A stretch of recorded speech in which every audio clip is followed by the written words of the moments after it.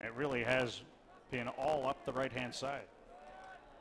Rankin in particular has got a lot of the ball. He's looking quite fast. He's getting given a lot of room out there, which is something to watch, because he's a dangerous player and you can't give him too much room, which Wynn has been doing. Baldissimo played it ahead for Nazim Bartman, who was fouled just at the halfway line, and a free kick for Whitecaps FC 2. Should mention the officials for today. The referee is Juan Marquez. The assistant referees Jasmine Parr and Irina Cho. Alain Roux is the fourth official. Sim DeVitt, the captain for Whitecaps FC 2, was standing behind that. David Norman will play it back to Francis De Vries.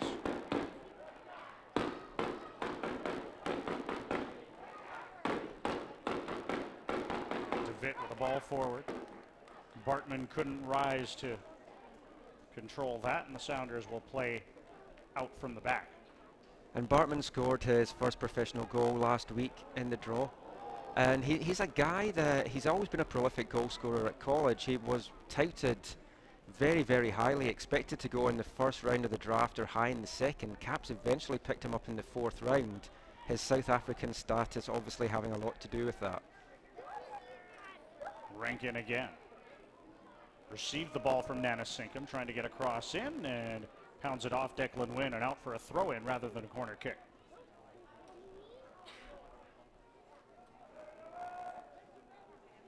As we come to you this afternoon from McLeod Athletic Park in Langley, British Columbia, Vancouver Whitecaps FC 2 against Seattle Sounders 2, a Cascadia derby match in USL. And whenever these teams meet, no matter what level that they're at, there's always some pride on the line, wanting to be one of the best teams in Cascadia. Nana Sinkum hammers that off of Andy Toma, and out of play again. As you talked about, second of 3 meetings between the two sides. Now Rankin got around Wynn, and Wynn grabs a fistful of the shirt, and this will be a free kick in an interesting spot for Seattle Sounders 2. As you see there, about 20 yards out, 24 yards to be more precise, and a chance for it to be curled into the box here by Zach Mathers. Mathers goes for goal and sends it over. Spencer Ritchie had to dart across to the near post, but was able to let it go over the bar without touching it. Yeah, Rankin already is looking to be a handful out there on the right-hand side.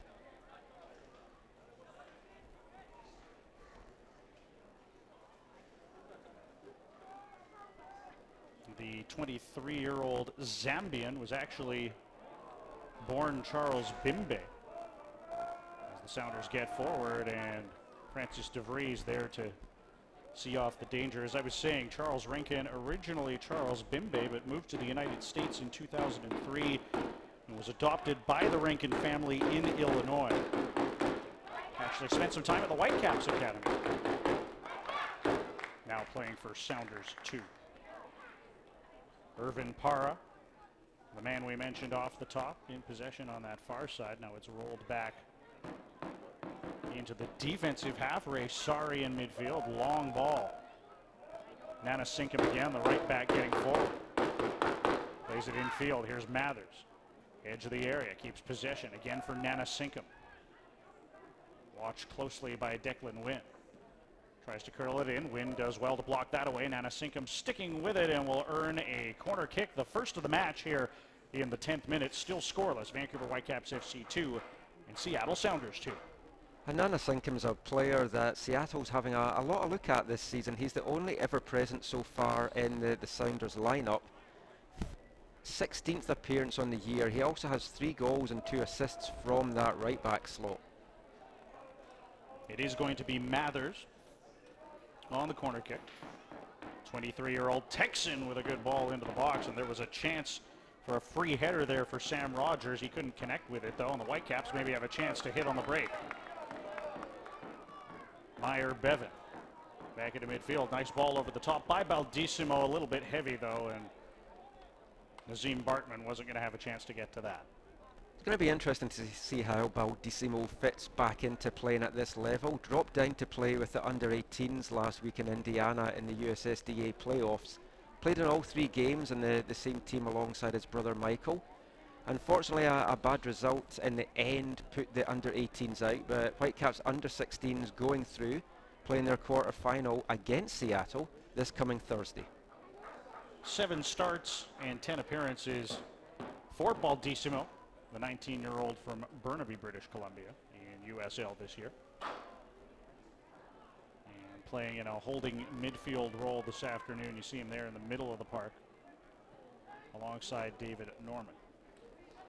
Here's Declan Wynn, rolls it forward, and a good job by Thomas Gardner to win the ball in midfield, and he's fouled as a result.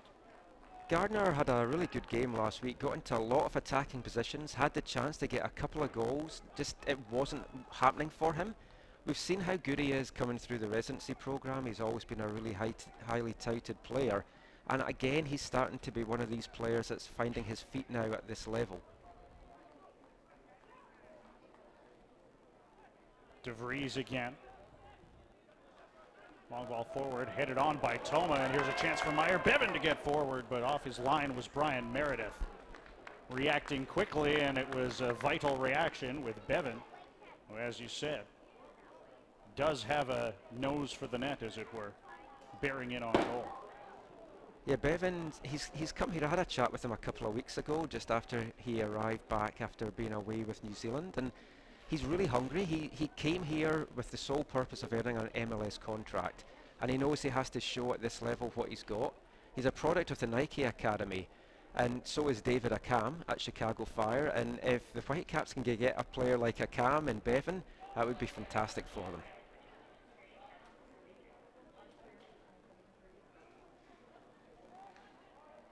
No real high-quality chances to speak of as we near closer to the quarter-hour mark in the match.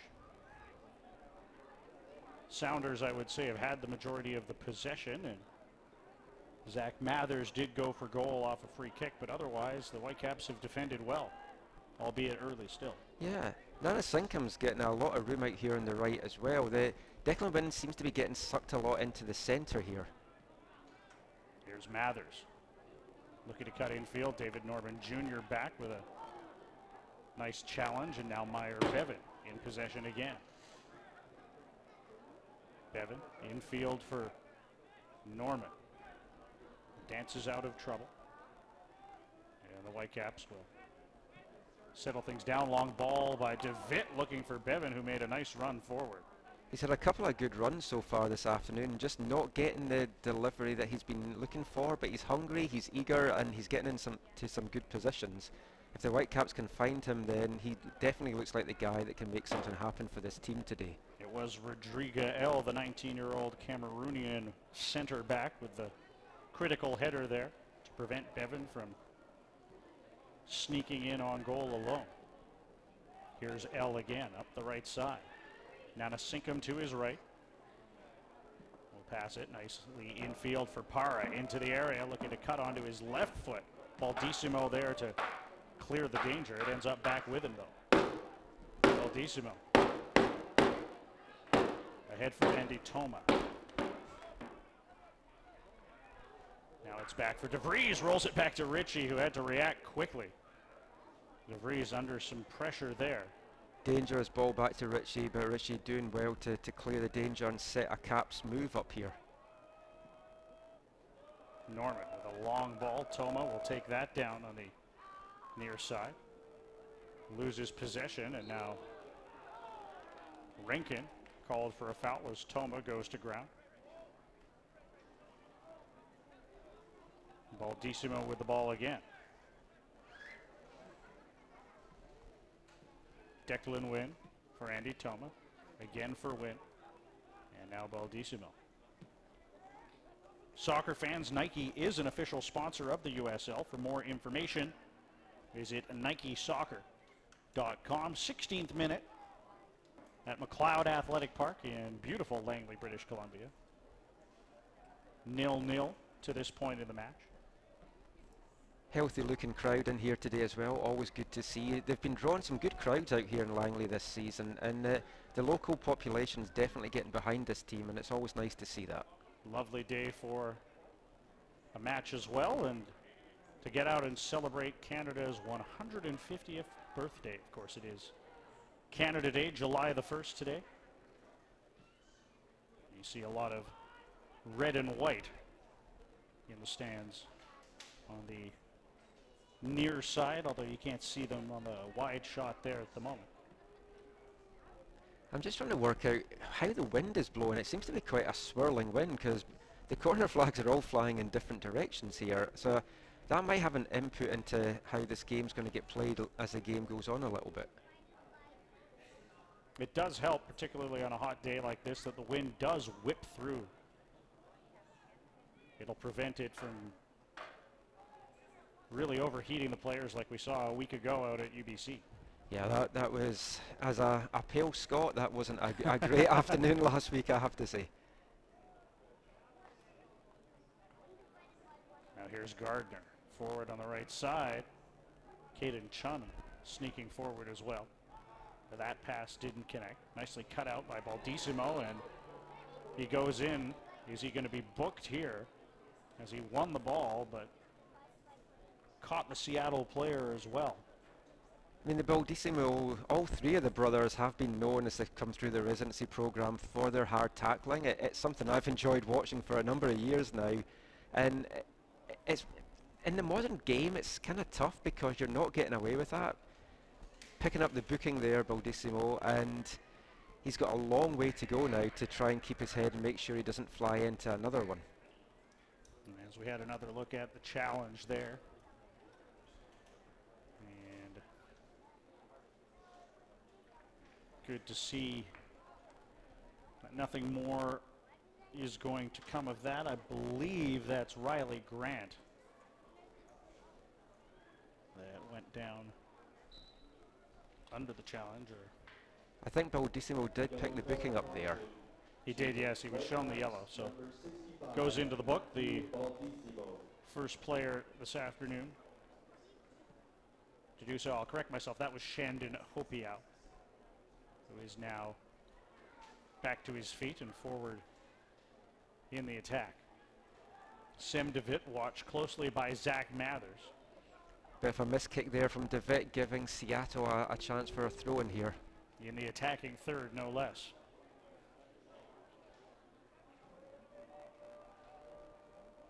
As they look to try and set up a play that will give us the opening goal. Mathers for Riley Grant. Infield for Ray Sari, and all sorts of space. Back for Rodriga L. To the right back, Nana Sinkum. Infield for Charles Rankin, but Sounders can't keep possession, and here they go forward. Bevan offside. Would have been in clean, but the flag came up immediately from the assistant referee on the far touchline, and that was a close one, I'll say. I thought Bevan might have checked his run just enough, but it'll be brought back. Haven't seen a lot of Bevan play, but he does appear to be a player that he's one of those guys that plays right on the edge, so he's going to get caught offside more times than on, but it's the ones where he does stay onside that he's going to be a big danger. And as we looked at that replay, I think he probably was offside. Yeah. He is quick though, so his acceleration can sometimes play tricks on the eyes. And I think Bevan's going to be a guy that we see as a regular starter for WFC2 now, coming down the stretch, possibly dropping out the team when Kyle Gregg comes in. But there is scope to manage to have both these guys in the starting lineup, and exciting to see what a Bevan-Gregg partnership could do up front. And you can't forget Thomas Sanner, the big man, as well. Yeah, leading scorer for WFC2 just now. Now here's Bevan with his right foot just wide of the far post as he found some space there at the top of the area. The 22-year-old New Zealander looking to open his account with the club. Yeah, he's definitely got an eye for goal today. When you come to a new club, especially when you're very highly touted, getting that first goal, getting the monkey off your back, that's what you want to do. So he's keen to get that now. You mentioned Sanner there as well. I said he was the top scorer, top USL guy that's the scorer. Bustos Marco Bustos is leading the team with 4 goals in 4 appearances. Fantastic strike record for the residency alumni. Nana Sinkum trying to hold it in play. Couldn't do so. Throw in for Whitecaps FC 2. It'll be Declan Wynn. And Bevan's chance there. By far the best opportunity Whitecaps FC 2 have had on the afternoon. It's a little bit of a pedestrian pace at the moment. There's some burst of speed from both teams, but they're happy just to knock the ball around. Sorry. Maybe thought about going for a goal. Rolls it back, and Nazim Bartman is there to give the Whitecaps the possession again as they look to get men forward. David Norman through the center circle. Long ball. Can Andy Toma keep this in play? He can. And he can play a cross in too, dealt with by Rodrigo L. And played calmly into midfield for Zach Mathers. Mathers has Para ahead of him. Gives him the ball, then back to Mathers. Gets around David. He's got a chance to go with his left foot. Stopped by Ritchie. He got his fingertips to it. Fantastic. An important stop from the Vancouver keeper. Keeps it goalless in the 22nd minute. Fantastic save from Spencer Ritchie there. He's really good at point blank stops. DeWitt cannot allow, though, Seattle to get behind him like that. It was another sloppy play from DeWitt. We've seen a couple of that today as well from De Vries. So the centre-backs definitely needing to shore up a little bit to try and keep the Sounders at bay. Tremendous save from Ritchie. We'll have another look at it in a moment. David Norman. Out wide for Toma, curls that into the box. Running forward was Gardner, but it was dealt with by the 18-year-old center back Sam Rogers. Whitecaps in possession again, though. Caden Chung for Gardner. Back for Chung, darting into the area. Goes down under a challenge and is waved to his feet by our match referee, Juan Marquez. No penalty there, although the Whitecaps were shouting for it. Now here's a ball curled in. Meyer Bevan trying to go for the bicycle kick there. Unable to get all of it, and the young Caps here amping up the pressure as we near the half-hour mark. Yeah, Vancouver definitely turning the heat up a little bit here. Not sure that was a penalty. There was maybe a little bit of contact, but I do think Chung went down very, very easily there.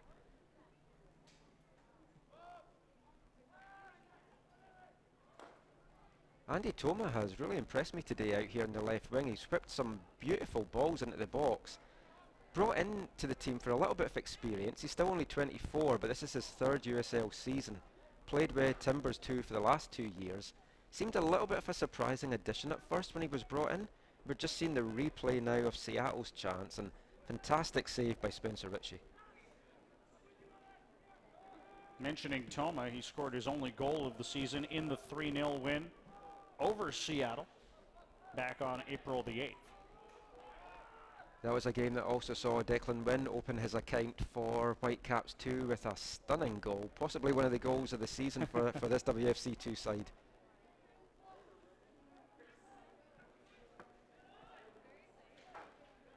And they'll be looking for more here this afternoon, but as of yet, 0-0. Declan Wynn. Forward to Gardner. Wynn gets it back.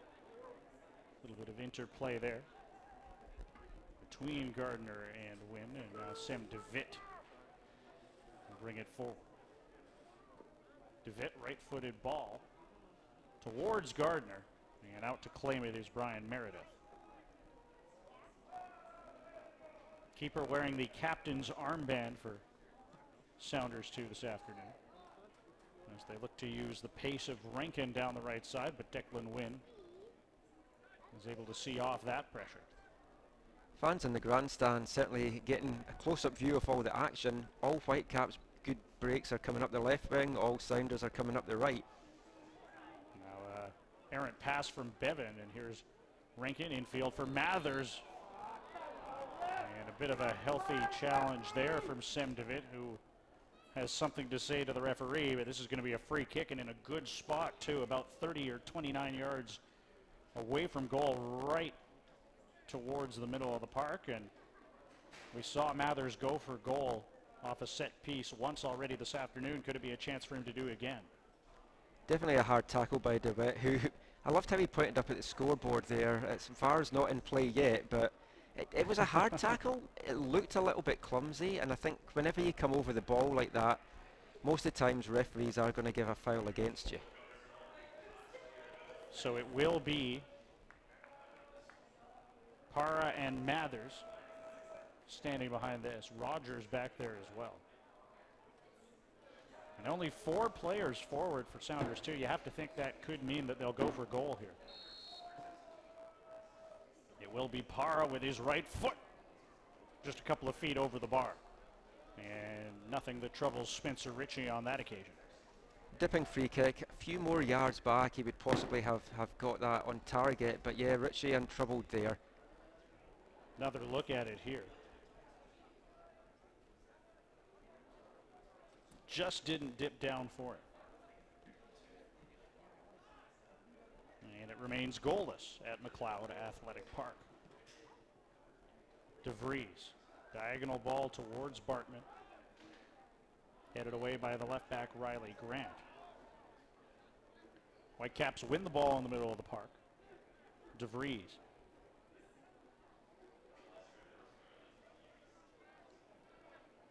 Now to David Norman Jr. on that left side. Ball played through. Nice little touch by Toma to play it on. Here's Wynn into the box.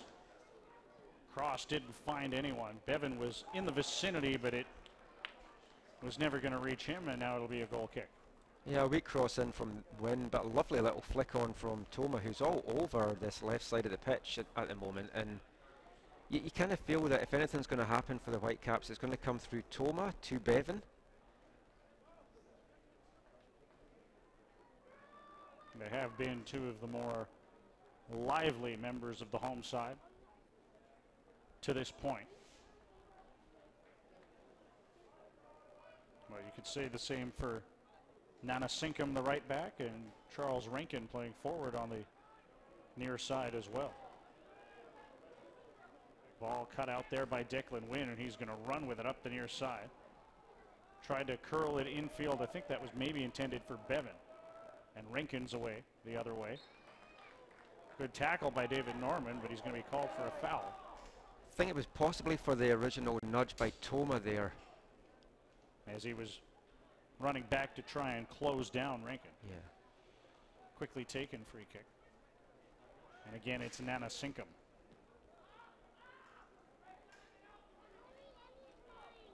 Rodriga L. Now on the near side, Toma. Heavy collision with Nana Sinkum. No foul, just a throw in. And then Nana Sinkum, 22 years old, from Lancaster, Pennsylvania, a product of Stanford University. Will roll it back to L again. Sam Rogers, a Seattle native, playing for Sounders team. In possession. He's another one that got the call up against San Jose in the US Open Cup game, and seems to have given a good account of himself as well from reports. Gardner forward up the right side to Bevan. Nice ball through just behind Bartman. Right idea though. Now Declan Wynn looking to follow up. Wanted to have a hit maybe, but couldn't find the space to do so. Now David Norman goes. It actually hit Bevan in the box and is headed back to the keeper Meredith by Ray Sari. That'll be a sore one for Bevan. I've seen David Norman's thunderbolt strikes for a few years now, so you don't want to get on the end of that. And the question, for me anyway, is whether that would have tested Meredith had Bevan not got in the way. I think it very probably would. It did look like it was on target. And although at the start of the match Norman was listed in more of a holding midfield role, we have seen him get further up the park as we've carried on here towards the half-hour mark. Sounders with the ball again. Sorry for Rankin, top of the box right side. For Nana Sinkum, again for Rankin. Wide area, crossed into the box, took a deflection, and it's hit by Sari and blocked away by DeVitt. Grant back for Rogers, and then again into midfield for Lorenzo Ramos.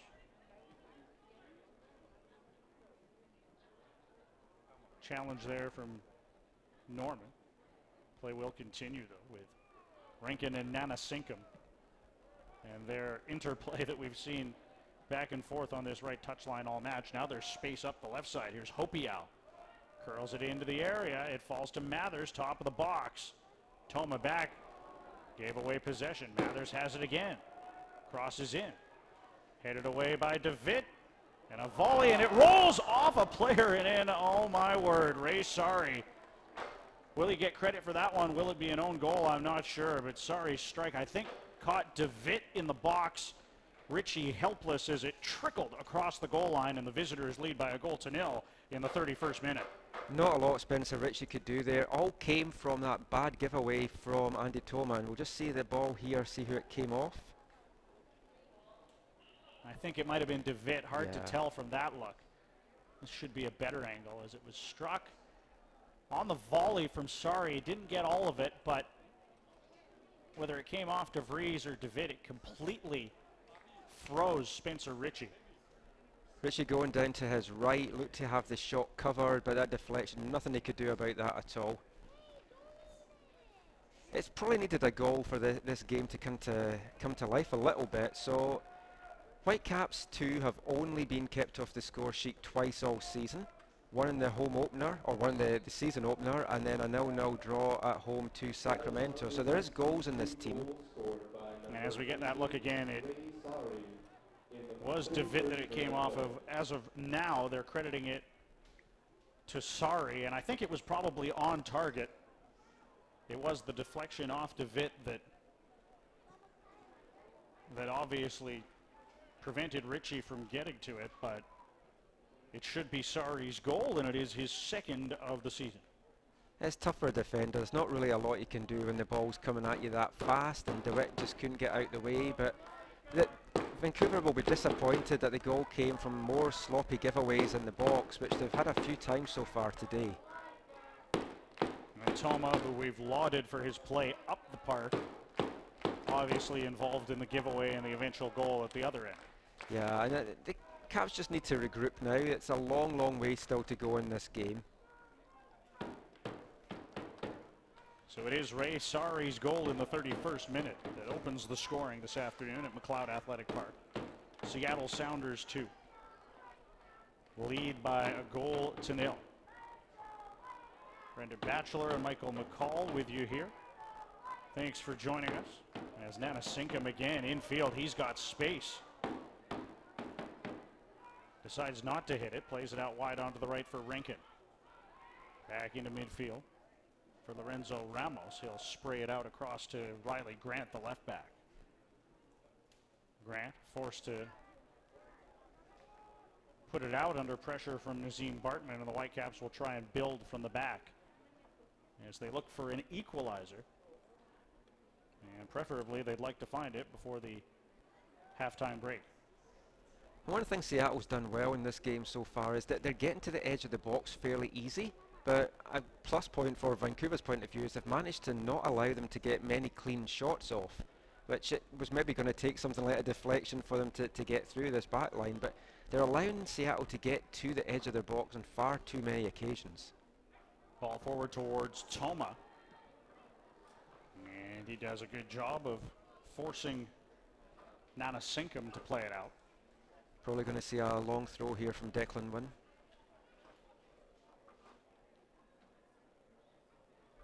Plays it to Gardner, back for Witt, trying to cut infield. Mathers there to intercept, and Sari, the goal scorer, in possession in the middle of the park.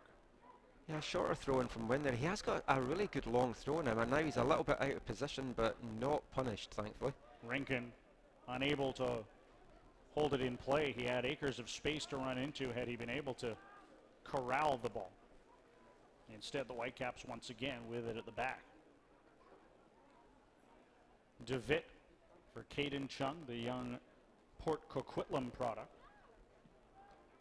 And as we bring it up here on this Canada Today, good to see so many Canadians in the side for Whitecaps FC 2. We've got a number on the bench as well. Quite a lot of attacking options on the bench for the Whitecaps. Gloria Amanda's back from being down with her residency at the playoffs, and we've got Thomas Sanner as well. So there's goals in those two. David Norman holds the ball in play and wins a corner kick, the first of the match for Whitecaps FC 2. And they created goals from corners a week ago. Can they do so again? And even the score here in the 36th minute. And the Whitecaps definitely have the wind at their backs in this half now, the way that the flag's blowing here. So they need to try and take advantage of this in the last 10 minutes. And Norman delivered a couple of fantastic corners last week. It will be Norman with his left foot. They've got DeVries and DeVitt forward, and it has to be held out off the line by Meredith. I think Norman might have curled that into the goal himself had it remained untouched. Yeah, that looked really good. That was right on the keeper there, and he did well to get that away.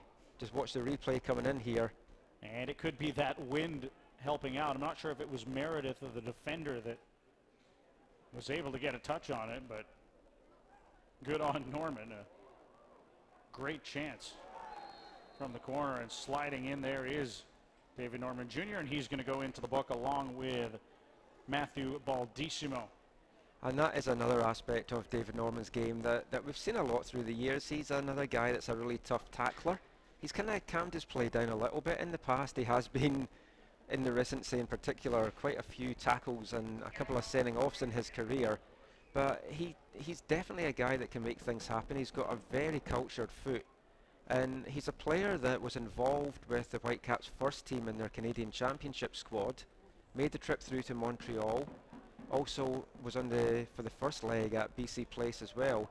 And I believe the plan was to try and get him some minutes in that game, but the way the game had panned out, Carl Robinson just couldn't bring on some young guys. He needed to get a bit more experience in there. So that was an opportunity for him, but Carl Robinson and the first team are definitely keeping an eye on what Norman can do this season. Former Canadian under-15 and under-17 national team player. Had a year at Oregon State, and he excelled there, and then he had a chance to sign pro before he went down to Oregon, and then decided to go to college. But then the Whitecaps came back, they had chats, decided to leave college early and come for a career in the pros. And he's definitely somebody that is keen to make it as a professional, and as we said earlier, loves the Whitecaps, growing up with the team, and really just wants to be a player with this team. 2 goals, 5 assists with Oregon State last season. He impressed, and there's a couple of Whitecaps residency guys at college right now who have had a couple of good seasons, and it's going to be interesting to see if the Caps look to bring them in at some point.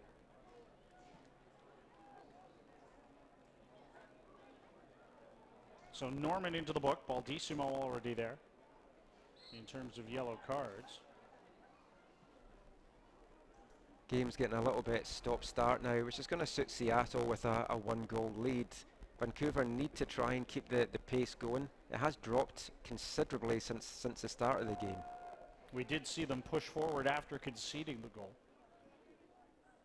Create a couple of half chances, but other than the Norman corner kick, they really haven't tested keeper Brian Meredith, as Nazim Bartman leaves a foot in on Riley Grant, and that's a yellow card for him as well, it looks like.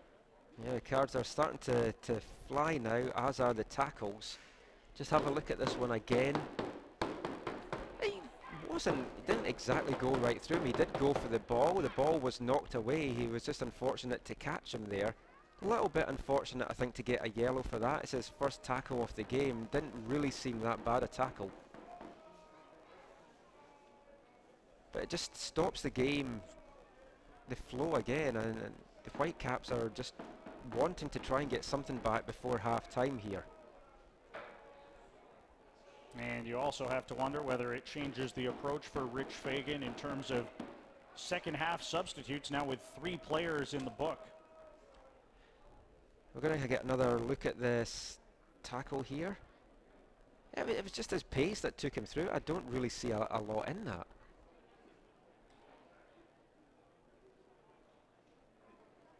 And it was ruled to be a yellow card by Juan Marquez, who has been put to work here. And he's still not back up, so it could have been a bit more damage than it looked to be. Sometimes it's hard to tell on those. And Sam Rogers, rather, not Riley Grant, who regains his feet. There'll be a big blow for the Sounders if he is forced to go off. He looks like he's made a recovery though. A quick and miraculous one. Yeah. This is his 14th appearance for Sounders 2 this afternoon, and he's a guy that's come through the academy system, just signed his pro deal in June, and he's had a lot of appearances as an academy call-up, and the Sounders now given him his official USL contract. Definitely one that they're keeping an eye on. Signed it just a couple of weeks ago on June 13th to be precise, former captain of the under-18 team. And at 18 years of age, a Seattle product, playing as a starting center back this afternoon for Sounders 2. Nice for that club to see a homegrown product there, as well as Para goes for goal from distance. Ritchie came across and I think would have been all right to make the save had it been on goal, but doesn't trouble it. Yeah, going back to Rogers there, I mean the Sounders, they're like the Whitecaps, they give a lot of their academy products a look, and it's good to see that. A lot of these guys will know each other. They've played in the USSDA against each other a number of times, so they'll know Rogers well. They'll know what his weaknesses are, and he'll know how to play against some of these young guys like Tommy Gardner and Matthew Baldissimo.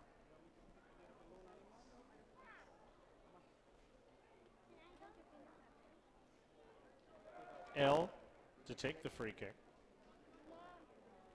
Goes across to Rogers. The two of them have formed a good partnership in the center of defense this afternoon as Gardner goes down under a heavy collision. Didn't even look like the referee had given the foul there. He didn't stop running or point at the spot, but no card brought out for that one.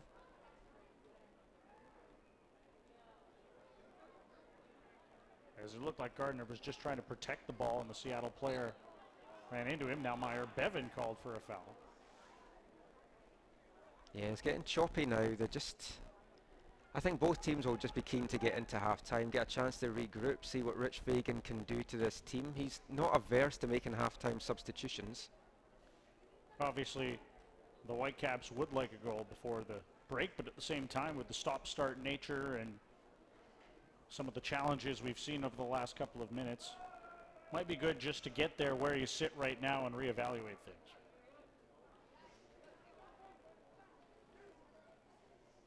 Nana Sinkum, pressured by Toma, wins the throw-in.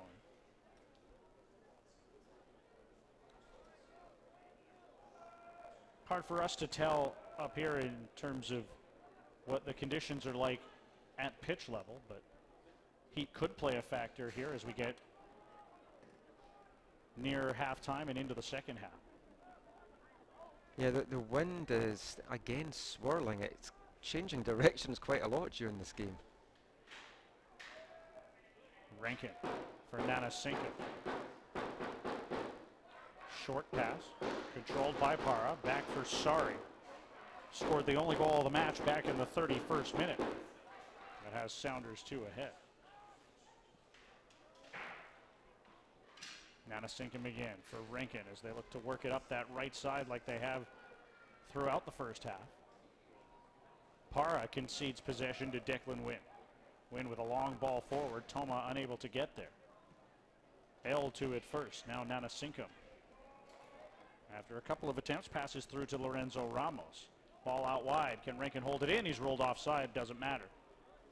Flag up from assistant referee Jasmine Parr, I believe, on the near side. Or is that Rena Cho? Excuse me.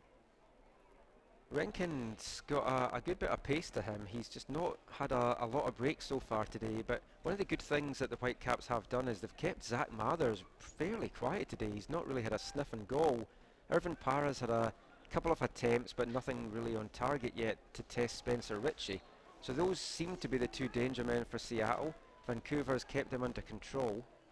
Just unfortunate to be behind to a deflection.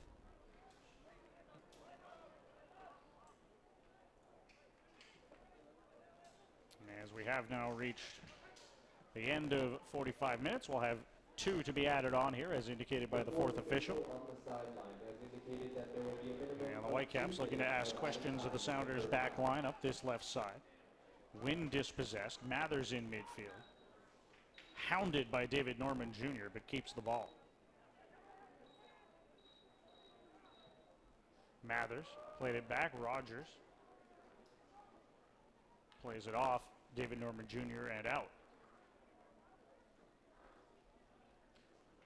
I've enjoyed this battle in the first half between Wynn and Rankin. It's at both ends of the park. They've been tracking each other well, keeping each other at bay. Fans, make sure you tune in to USL's weekly show on Sirius XM FC Channel 85, Mondays at 6 p.m. Pacific time for the latest news and information from around the league. Don't forget, Sirius XM FC also airs the USL Game of the Week. Check uslsoccer.com for dates and times. It is USL Coast to Coast with Mike Watts. As Bartman looked to be fouled there in midfield. Referee waves play on, and the Sounders are getting forward here. In numbers, Rankin darting down the right side. Wynn with him, stride for stride. Rankin plays it in to Mathers. Quickly to Rankin, back into midfield for Ramos, and I would expect the halftime whistle to come here at any moment as the referee takes a look at his watch. But won't bring an end to the half just yet. Here's Bevan forward for Baldissimo. Wins the ball. But has it roll away from him. Sorry, tracking back. Regains possession for Sounders too, who play it forward for Para. And that'll be the end of the first half. The only goal scored by Ray Sari, a bit of a strange one back in the 31st minute, has Seattle Sounders 2 leading Whitecaps FC 2 by a goal to nil at the break. We'll be back with the first half highlights in just a moment.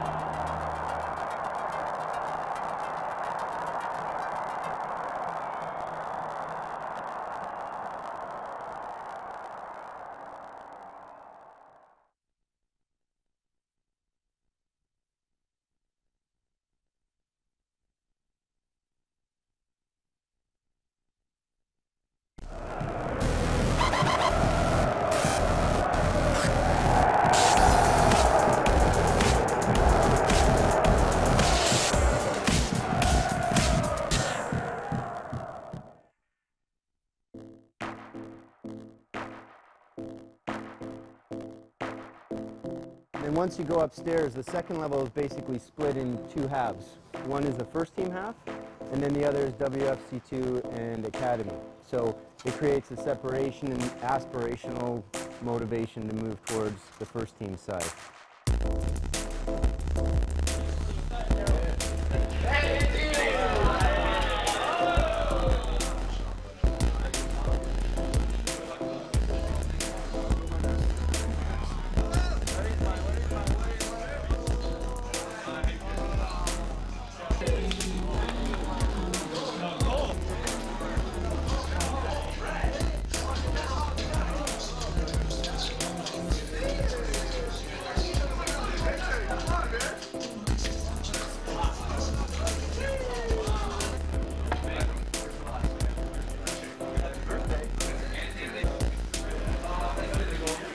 Amazing. First class, man. First class. They thought of everything.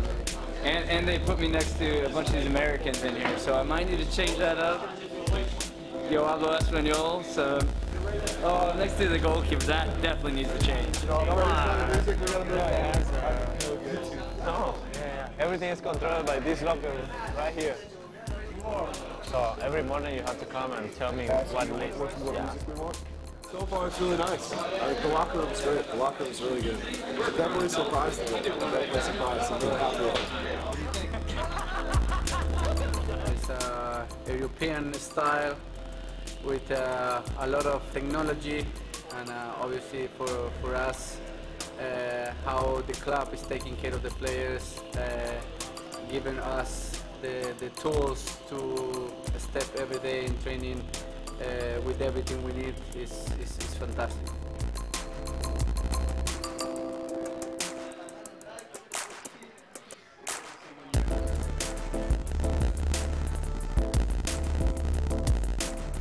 Yeah, very nice. I've never seen anything like it. No? It's a European style. Like open, you can see face to face.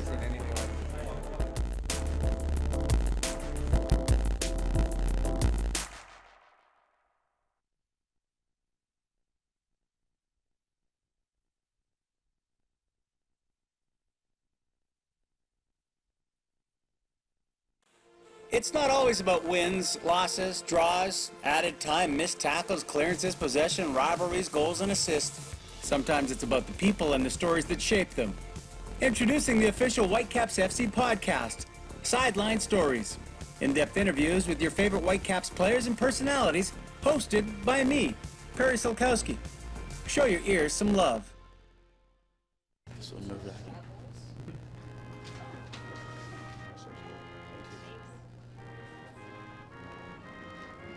We are privileged to have from Ghana a member of the Vancouver Whitecaps and who will play on the Canadian national team, which is a wonderful thing as a newly minted Canadian citizen. So I wanted to pay special welcome to Alfonso Davies.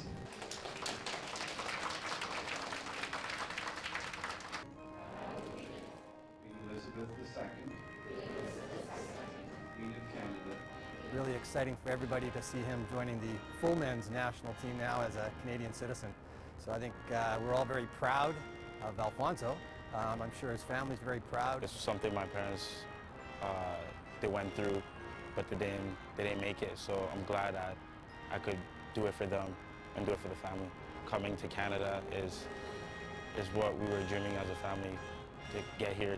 Now we're here. That I'm excited that I'm a Canadian citizen.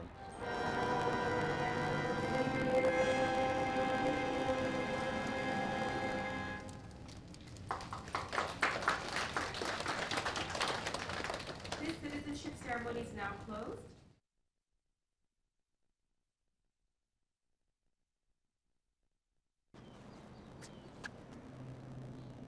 Here is my handle and here is my spout.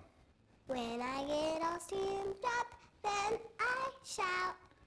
Tip me over and pour me out. Oh.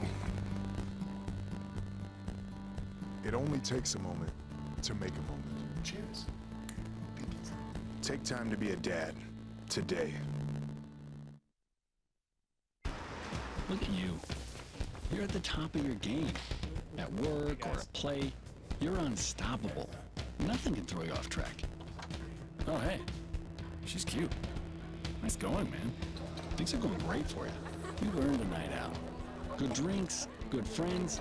Yeah, we can go ahead and call this a good night. Wait, is that your car? Uh-oh. Not smart. Yeah, I saw that coming. Say goodbye to her. Ouch, that'll hurt your bank account. You're looking at around 10 grand in fines, legal fees, and increased insurance rates. I hope you like eating frozen dinners. Alone. Let's try this again. Smart move. Because buzz driving is drunk driving. They said I have troll teeth. That my voice sounded like a possessed baby doll. That no one would ever love someone as stupid as me. That I was fat, ugly. Disgusting. The effect of bullying is potent. We will no longer be the silent majority. Now, when you see online bullying, there's something you can do about it. We're gonna take action with the I. I am a witness. I am a witness. I am a witness. I am a witness. I am a witness, and so are you.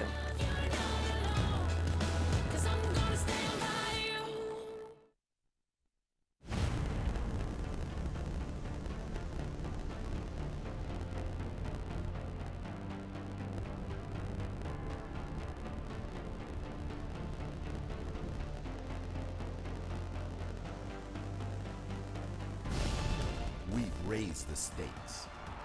Expectations are high. Our biggest season yet will break records with elite players and future stars.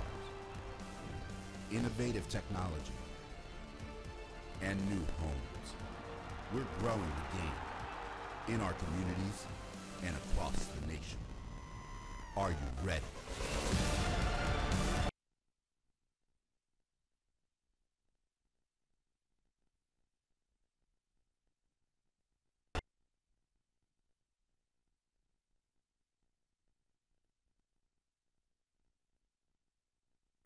Langley, British Columbia, where Seattle Sounders 2 lead Vancouver Whitecaps FC 2 by 1-0 at the halftime break. And let's take a look at the first half highlights. And it was a busy first half for referee Juan Marquez, who had to go into his book in the 17th minute. Matthew Baldissimo receiving a yellow card for that challenge. Whitecaps did have some looks. Meyer Bevan edged the area, just missed wide of the target on the right side. He has been lively when he's had the ball at his feet getting forward. Hasn't had too many opportunities. That was his best. Big save for Spencer Rich at the other end of the park on Zach Mathers, who got in behind the Whitecaps defense. And that came in the 22nd minute. Whitecaps having trouble clearing from their box, and a tough deflection off Sem DeVitt off Ray Sari's volley finds its way past Spencer Ritchie, giving the Sounders the lead. David Norman with a good corner kick there, almost found its way into the goal. Another challenge. Norman just a couple of minutes later into the book after sliding in there. Nazim Bartman leaves a foot in on one of the Seattle defenders, Sam Rogers, there as well. He was also issued a yellow card. So Baldissimo, Norman, and Bartman have all been booked here in the first half, and Whitecaps FC 2 trail by 1-0. Sorry off the deflection from DeVitt, the lone marker of the game, as we take a look at the first half statistics. And some positives there, Michael, from that opening half for Whitecaps FC 2. At the same time, they'll look to try and find an equalizer early here in the second half.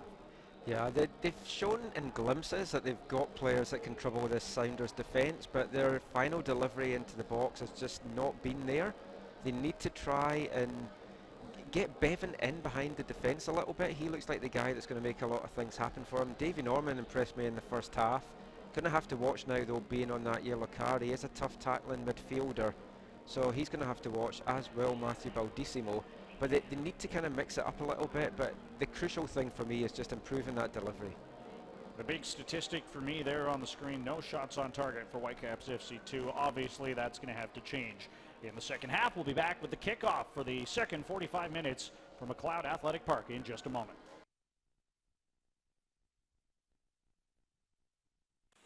It's not always about wins, losses, draws, added time, missed tackles, clearances, possession, rivalries, goals, and assists. Sometimes it's about the people and the stories that shape them. Introducing the official Whitecaps FC podcast, Sideline Stories. In-depth interviews with your favorite Whitecaps players and personalities, hosted by me, Perry Solkowski. Show your ears some love.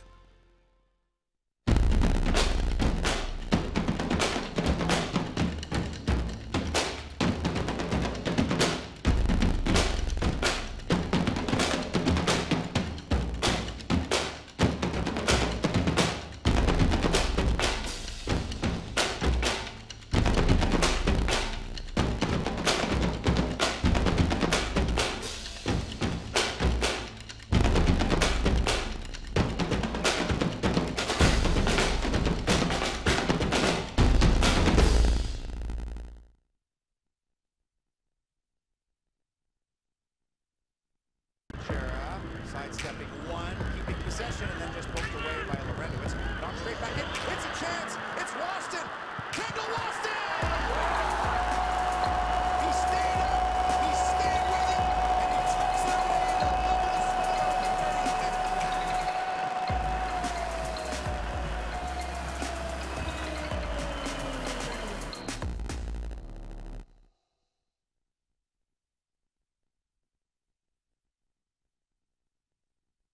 Park in Langley, British Columbia, as we get set for the second half. Vancouver Whitecaps FC 2 trail Seattle Sounders 2 by a goal to nil. Ray Sorry with the lone marker of the first half, and it looks like we have a change here in the back four for Whitecaps FC 2, Michael, and it looks like it's going to be Francis DeVries coming off the park.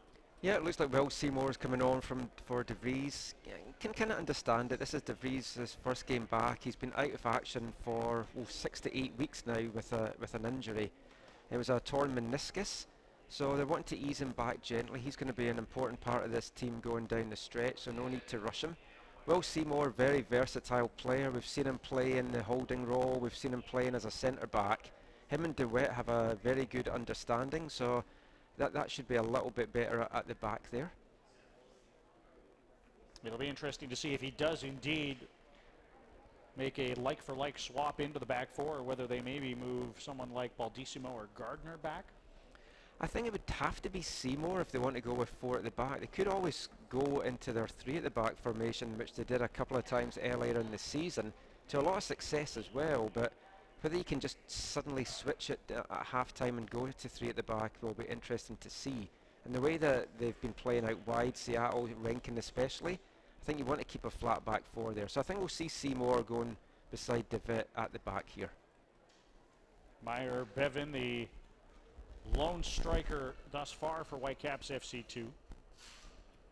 And whether he'll have some joy here in the second half, we'll have to wait and see. We saw on the highlights he did have that half chance where he missed wide of the target, but Brian Meredith has not been tested as of yet for Sounders 2, and as I said earlier, that obviously has to change. Yeah, that's going to be one of the biggest disappointments, I think, for the Whitecaps in that first half, not to get any shots on target. They've got an exciting front line out there. I mean, Bartman got his first pro goal last week. We've seen at college level that he's been very prolific. At one time he was touted as the next Dom Dwyer, although a big part of that was more to do with his journey to America from South Africa, coming through the lower leagues, same colleges as Dom Dwyer, and he's a guy that can make a lot of things happen. He's so keen, he's inching forward past the halfway line here. As the home side get us underway in the second 45 minutes. And we saw the official match stats didn't have a shot on target, but for my money anyways, David Norman's corner kick might as well count as one, because he did force Meredith into a save. Yeah, definitely. It was heading in towards the goal. It was just a bit disappointing there was no Whitecaps there closer to the keeper or to capitalise on that spilled ball. David Norman up the right side, looking to play through for Bartman. That's dealt with by Grant and hammered out into touch. And we saw a lot of the play on the near touch line in the first half. Whether it'll switch to the far side or not remains to be seen. Early on anyways, the Whitecaps looking like they're trying to attack up the right side through Bartman, Gardner, and Chung. Seymour indeed taking up that spot in the center of defense in place of Francis DeVries. Has to dart back with Para trying to get to the ball. Seymour sees off that pressure calmly and rolls it back for Declan Wynn. I like what Seymour brings to this team.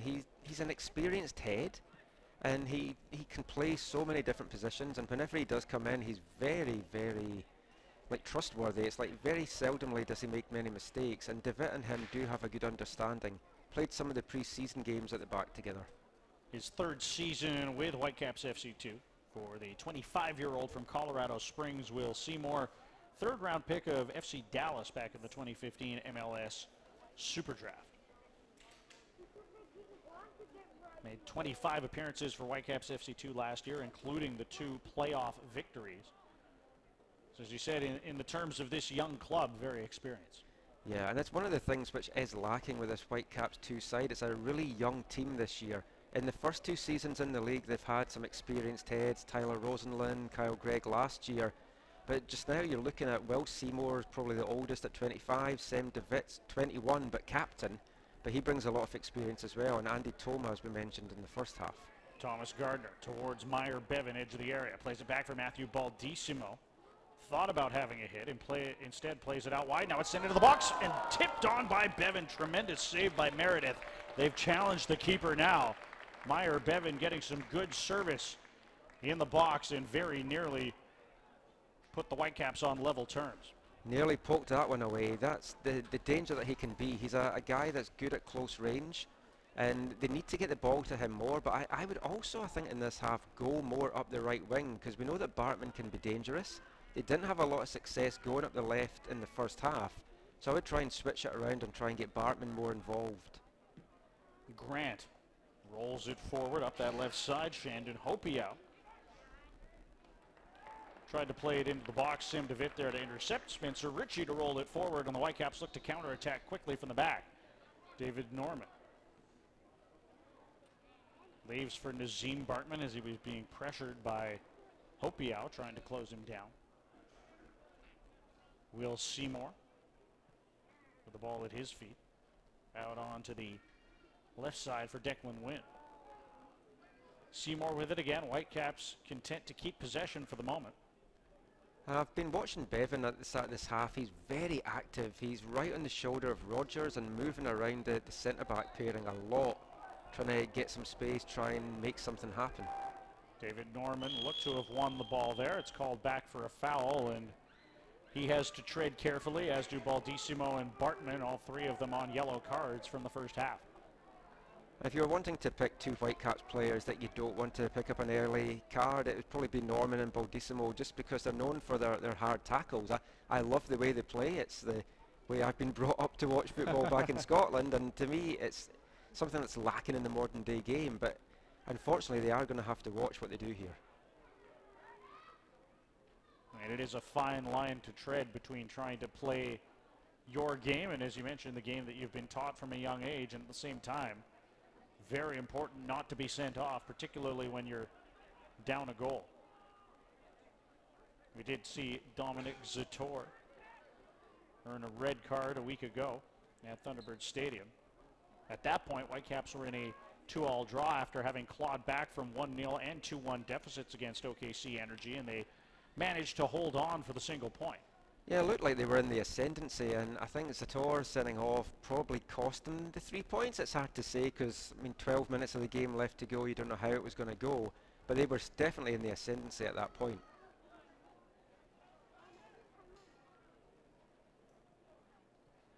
Sounders content to knock the ball around.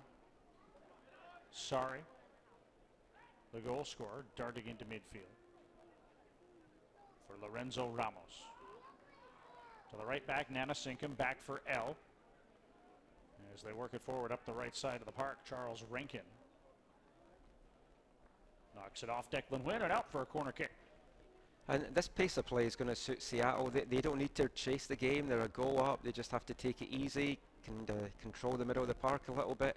They're doing it well. They're knocking the ball around well, getting their corner here. Still 40 minutes or so to play, though, so lots of time for the Whitecaps to try and claw back as L pokes that wide of the far post.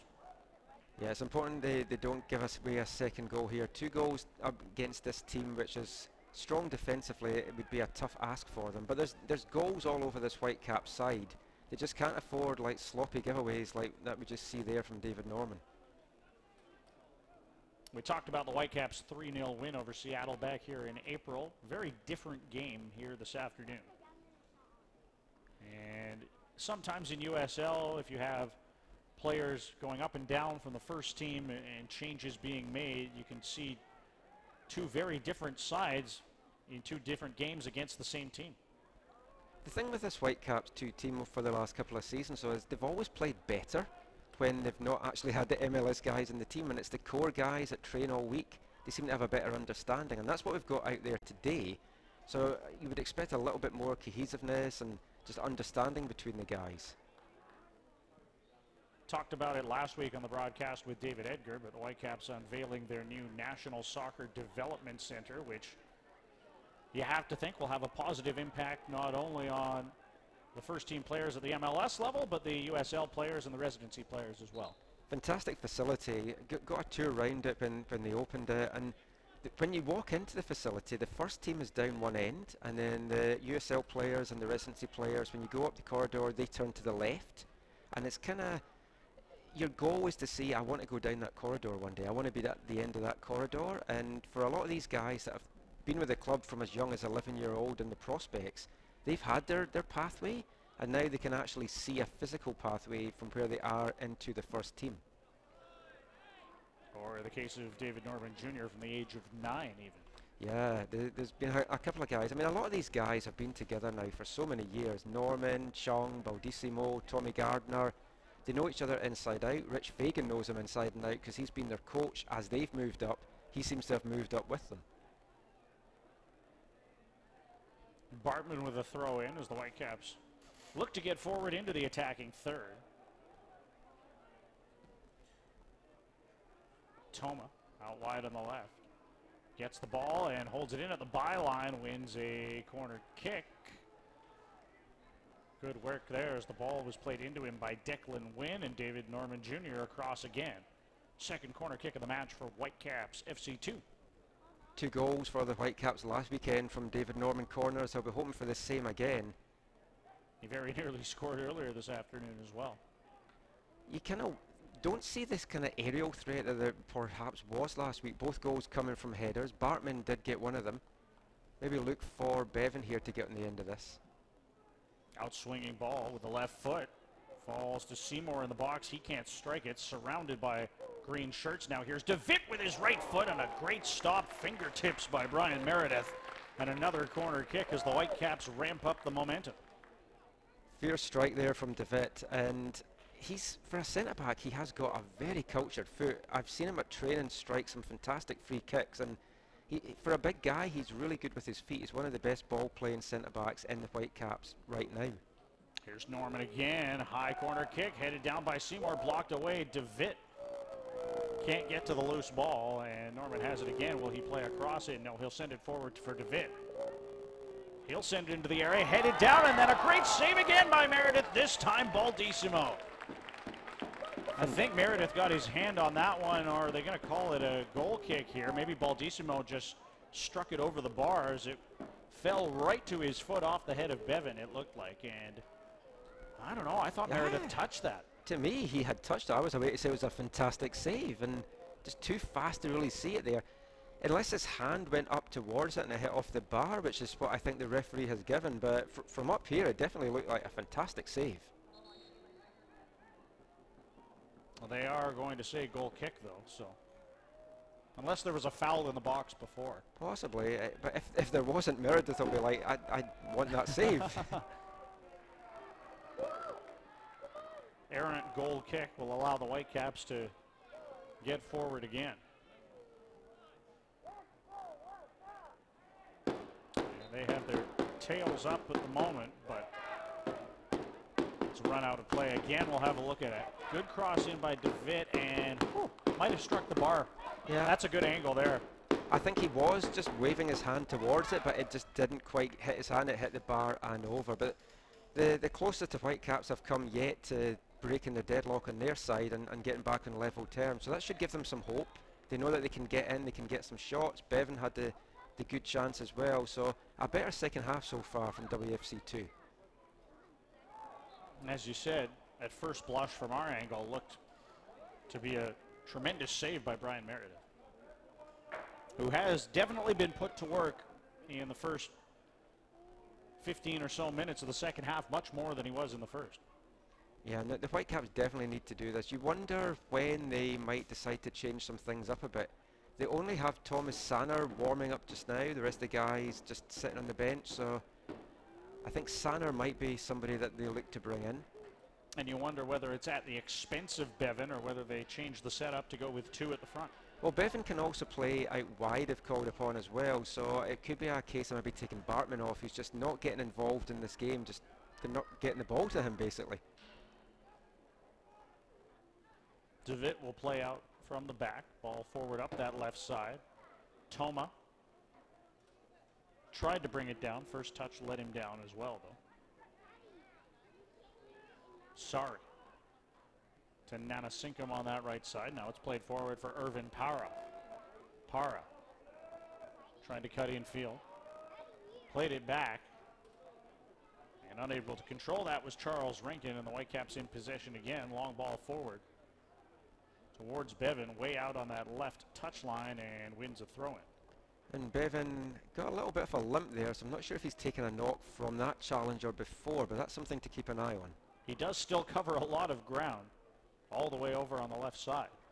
He's a very, very fast forward. He had a couple of impressive outings over in Korea for the Under-20 World Cup for New Zealand. And he protects the ball well at the edge of the area. Cross played in by Toma.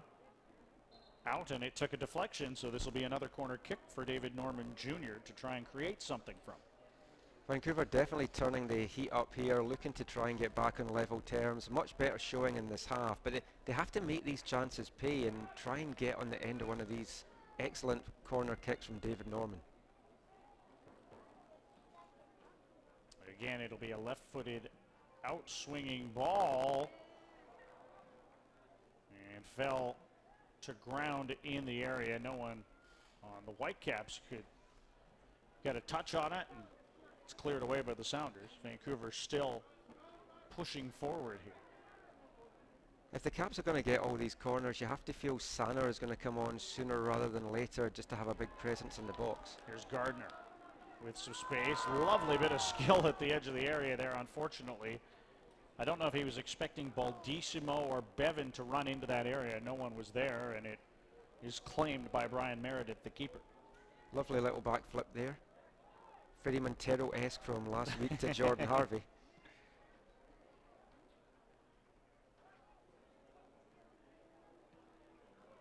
But now a chance for Seattle to get forward. And it comes to Mathers in the area, and he makes no mistake. A right-footed driving strike just before the hour mark, and Sounders to strike against the run of play to go ahead 2-0. And that's something that Seattle can do so good. They can just turn the pace up. And fantastic through ball to Mathers. Fantastic finish as well. Leading the team now on 6 goals. We said he'd had a fairly quiet first half. He had the one shot which Spencer Ritchie saved, but a great finish there. Nothing Ritchie could really do about that when you get a player like Mathers who does have an eye for goal. And as you said, he's 6th of the year. The former second-round MLS Super Draft selection. The speed of that break, though, from Seattle was very impressive. They moved the ball really from back to front very quickly. Some lovely passing and a crisp finish. Whitecaps looking to get forward. Bartman bothering Riley Grant. And Grant earns the free kick. Bartman is one of those players on a yellow card, so as you talked about, it does look like Thomas Sanner is going to come in now. And if indeed he does enter the match, it could very well be Bartman that makes way. Long way back now for Vancouver. They kind of need to get us on level terms as soon as possible. But what Sanner's going to offer here is a little bit of height for these balls into the box, which they're lacking just now. And if you do continue to win those corner kicks, as the Whitecaps have, and allow David Norman to whip those balls in, Sanner, with his size, makes sense to have him in the area.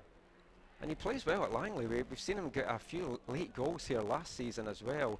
He's a guy, I like his finishing prowess. I think he needs to work a little bit more on his football IQ. Sometimes his positioning lets him down. But the one thing he definitely is a finisher, and that's what the Whitecaps are needing right now. He has had some very good games for this side. At the same time, he can get lost in a match, I find, where if he doesn't get the service, he struggles to maybe create himself if he's not getting that service at the front. Yeah, and sometimes his positioning does let him down. It's hard for a lot of players making the switch from college level to this level. And it's Matthew Baldissimo that is coming off here. So that has to indicate a change in shape, you would think, unless you move Andy Toma back. We may be looking at a straight 4-4-2 now. We'll see how they kind of shape up. As Caden Chung is pressured into playing it out on the near touchline, and they do have Bevan and Sanner both leading the line at the minute. And when they came on last week, they seemed to strike up quite a good understanding. Also got Gloria Amanda on the bench, who's had a couple of goals now and is another guy that can finish the chances. Whitecaps just need to create them, really. 18-year-old Edmontonian Gloria Amanda. Disappointing week for him down at the USSDA playoffs. As with a couple of the guys that went down, 5 of the USL team went down to that. Won their first match, drew their second 0-0, but unfortunately a late goal knocked them out of the playoffs. And you felt that was a match that was there for the taking, so Gloria will be keen to get back into the lineup here and make amends for that. We'll see if he's allowed to do that this afternoon. Of course, with DeVries coming off at halftime, 2 of the substitutions already used by Rich Fagan, with Sanner coming on for Baldissimo.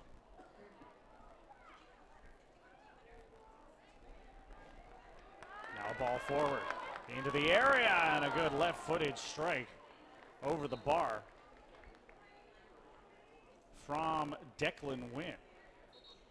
But it will be a corner kick. Another corner for the Whitecaps here, and the first chance for Sanner to possibly use his height in the box. And it was a good hit from Wynn. That did force Meredith to touch it over the bar, and as a result, Norman will play it in. You can see there Seymour, Sanner, and DeVitt, as well as Toma, trying to cause a little bit of a nuisance for the Seattle back line.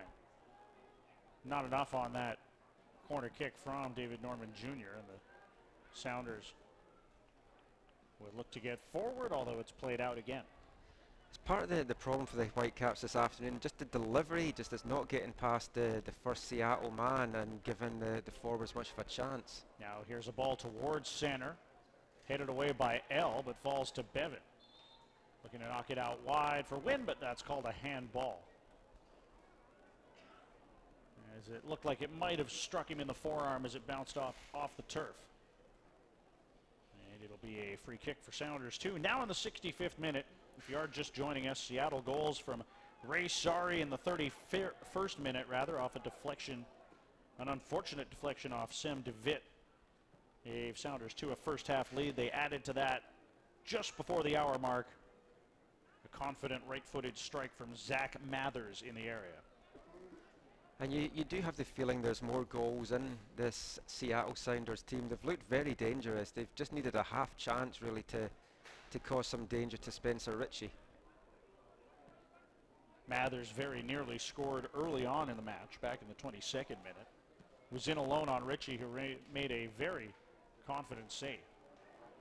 Here's Declan Wynn up the left side, plays it into the area. That was destined for Bevan, and a great, vital challenge by Brian Nanasinkum to prevent Bevan from very well testing the keeper, and you would back his chances to score from that sort of an area. Yeah, it was very well read there by the Seattle defender. I thought it was going to be a ball to the back post, but he tried to cut it back to Bevan. It just maybe didn't have enough on it, which allowed him to get the foot in there.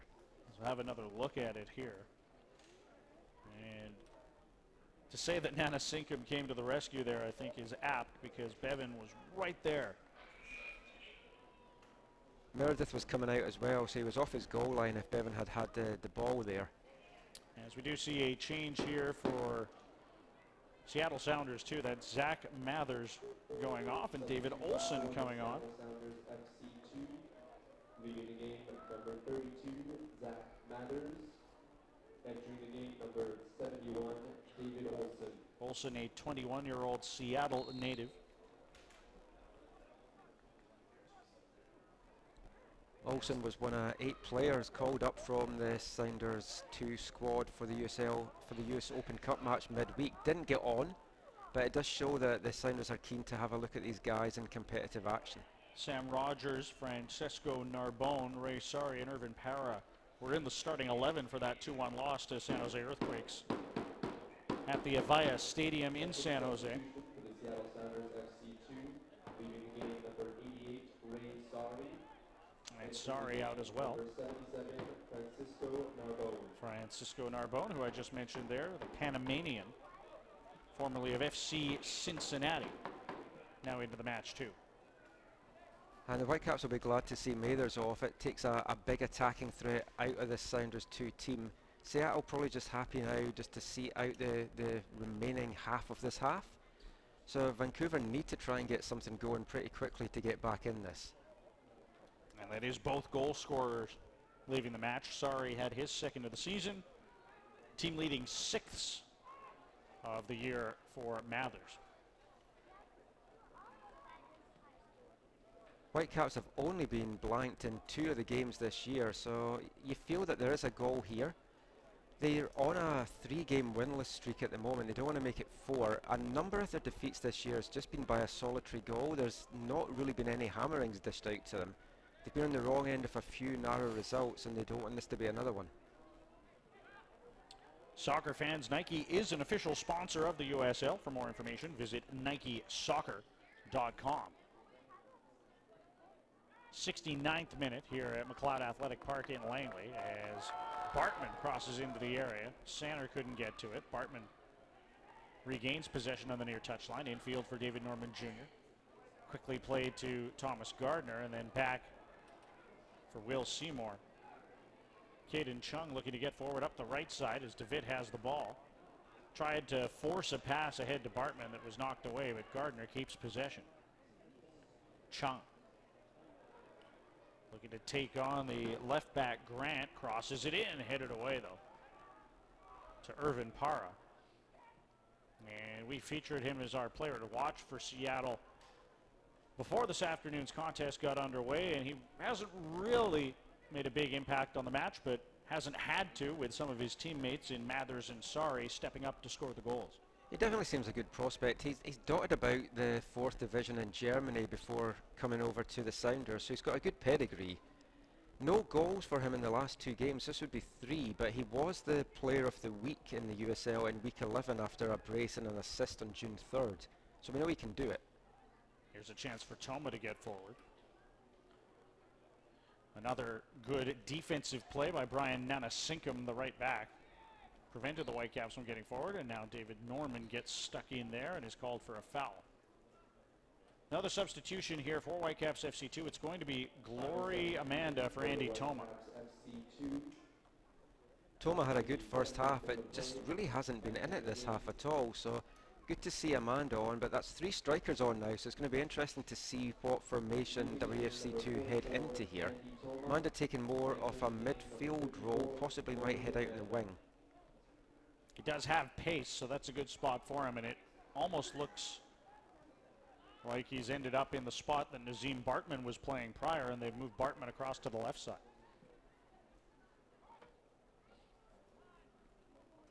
And why not bring on another striking threat? Under 20 minutes left in normal time and trailing by 2 goals.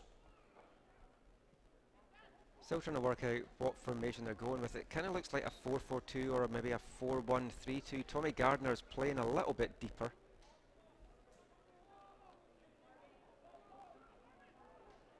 As the Whitecaps with a quickly taken free kick. Win for Norman. Now Bartman looking to cut in from that left side. Ball towards Bevan, and he wins it in the area. Meyer Bevan.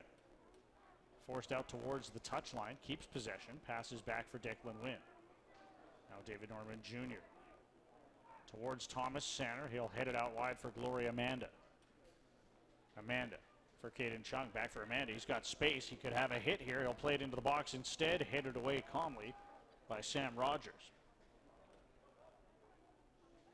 Whitecaps look like they're working things forward here.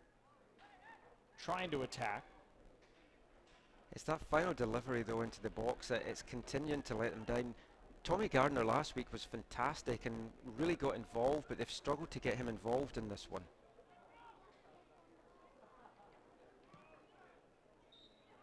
As as he's called for a foul there inside the center circle. Make sure you tune in to USL Coast to Coast with Mike Watts on Sirius XM FC Channel 85. It's Mondays, 6 o'clock Pacific time. And it brings you the latest news and information from around the league. Also, don't forget, Sirius XM FC will air the USL Game of the Week. Please check uslsoccer.com for dates and times. A little bit quiet here at McLeod Athletic Park. If you're the Whitecaps who want to give the 923 fans here in attendance something to cheer about, and if you can snatch a goal here in the next few minutes, then we could have quite a interesting finish. Definitely a good Canadian Day crowd.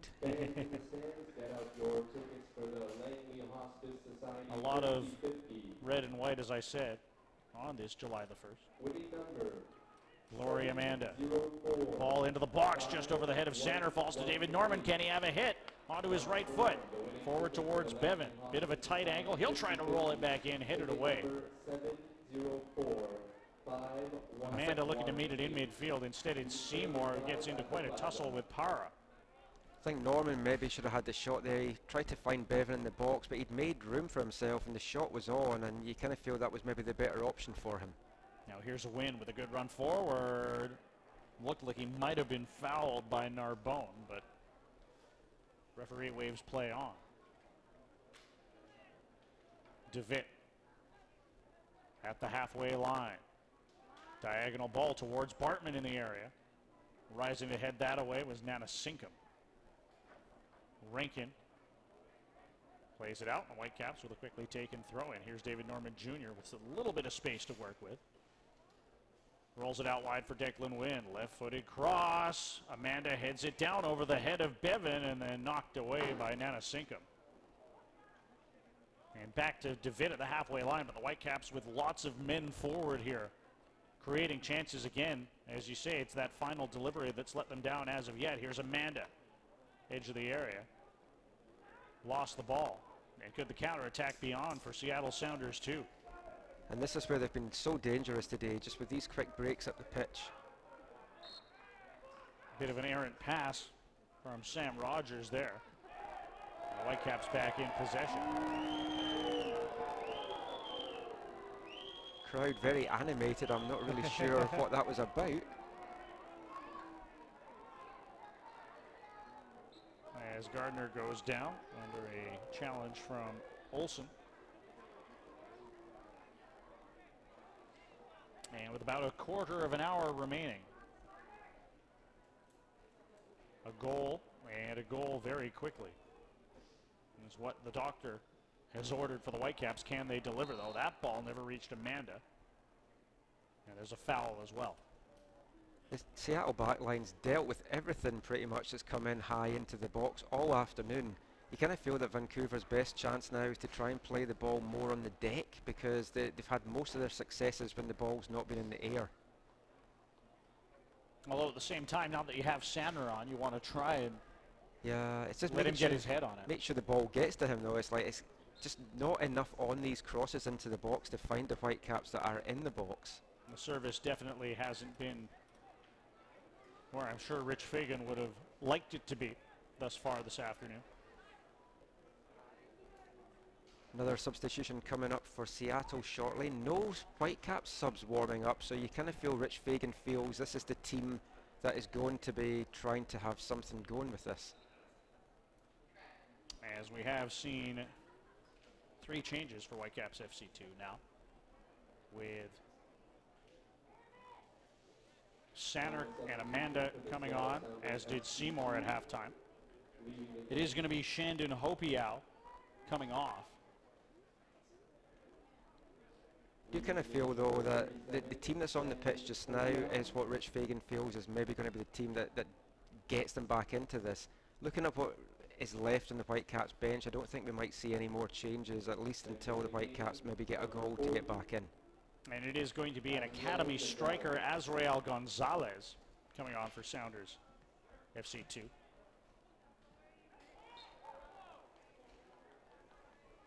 Whitecaps with a quickly taken free kick, Gloria Amanda.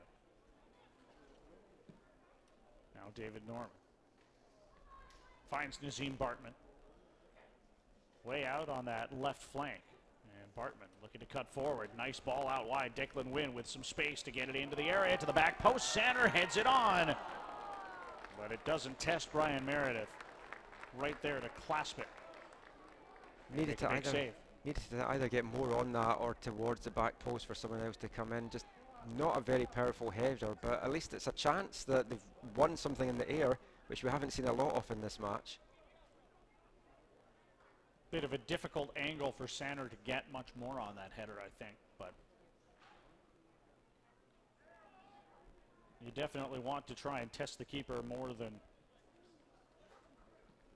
what happened in that instance. Been a fairly easy afternoon for Meredith. A few good chances for the Caps at the start of this half, but nothing too testing for the big man. Amanda looked like he might have fouled Gonzalez there.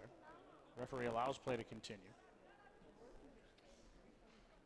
79th minute, 2-0 to the visitors. Seattle Sounders 2. Laurie Amanda lost his footing in midfield, lost the ball as well, and David Olsen's back onto it.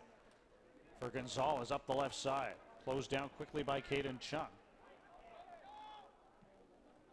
Gonzalez back into midfield for Narbonne. Ramos to Olsen, back to L. As the Sounders knock the ball around here, content to keep possession and tick those valuable seconds off the clock.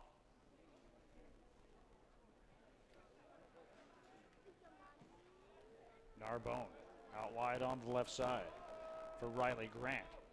Will he be able to play a cross in? Instead, elects to go back to Narbonne.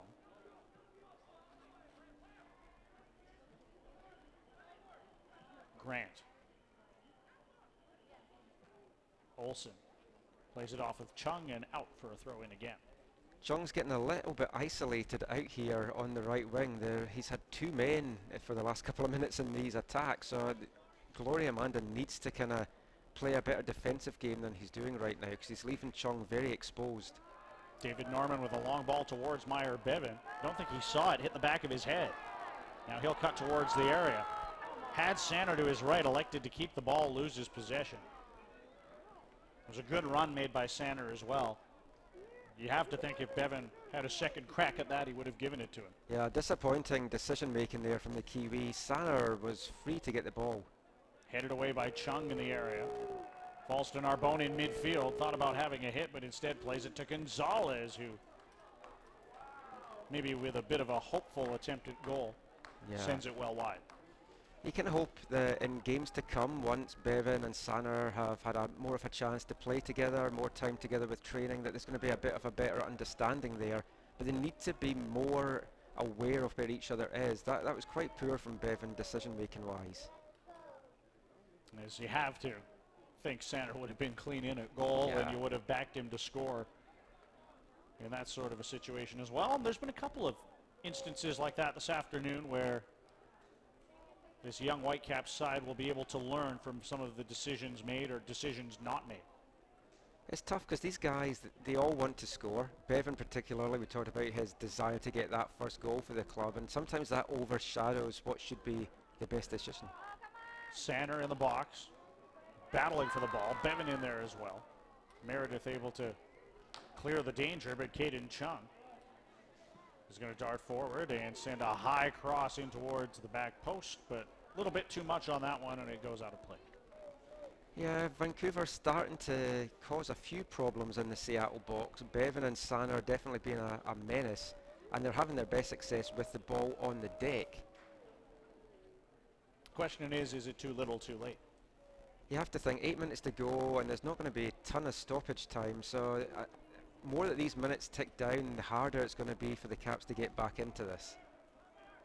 That said, this is a Whitecaps side, Whitecaps 2 side rather, that we have seen over the past couple of seasons have some late twists and turns in some of their matches, so you never know. Yeah, and Sander is known for a late goal here and there. Whitecaps will need 2 to change the result. As Bevan is in possession again in midfield. Keeping the ball. Nice pass ahead for Gloria Amanda. Amanda to the edge of the area. Out wide for Naseem Bartman. Plays the cross in with his left foot. Nowhere near where I think he would have intended that to go, and a goal kick. Just another poor delivery from the Whitecaps. It's been their story of their afternoon, something that Rich Fagan will clearly want to work on in the coming week.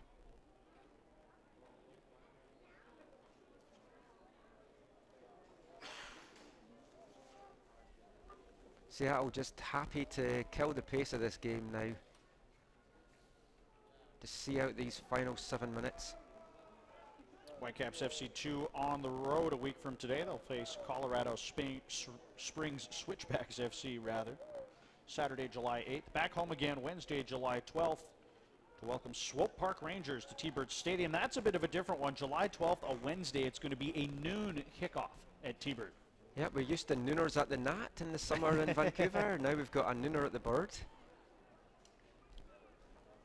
And being right in the midst of July, you would expect the weather to be hot and sunny like today, although in Vancouver you just never know, do you? No, Thunderbird Stadium's a strange stadium because it can be really warm outside and on the pitch, but under the stand it can be really cold there once the shade gets in.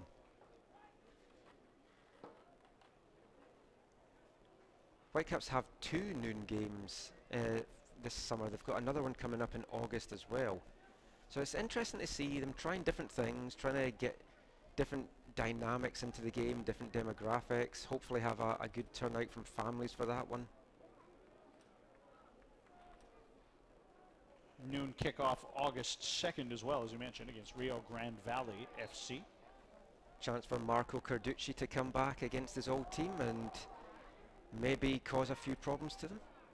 Speaking of problems, the officials having to settle down some tempers on the far touchline.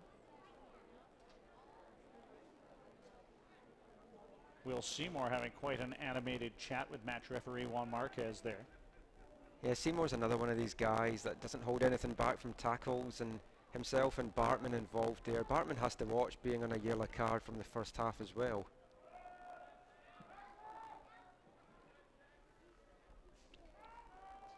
'85th minute, 2-0, Sounders FC 2. Whitecaps in search of a goal, or 2, but you need 1 in order to score 2, of course. Hard to see where it's coming from right now. The pace has just dropped drastically here. Which will suit Seattle. Thomas Gardner in midfield for David Norman Jr. Wide to Caden Chung, who has been quiet this afternoon. He has been known to be a part of the attack as he looks to get forward there. Couldn't receive the pass from Gloria Amanda and the Sounders. Content to play it up the touchline. Not out, though, as David Norman finds Chung ahead of him.